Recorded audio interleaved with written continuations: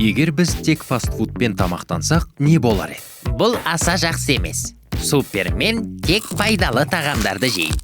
Ох, досым. Егер біз тек фастфуд жесек, пицца мен бургерді ұнататындар үшін шексіз қуаныш болар еді.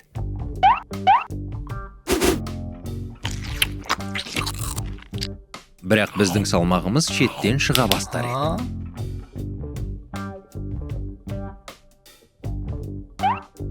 Диетологтар бәлкім басқа планетаға ұшуды ойлайтын еді.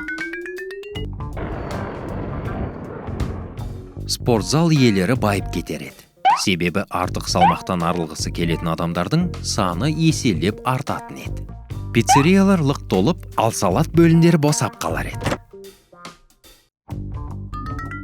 Фастфуд сатушылары лезде байып, ал курьерлер шектен тыс жұмыс басты болар еді.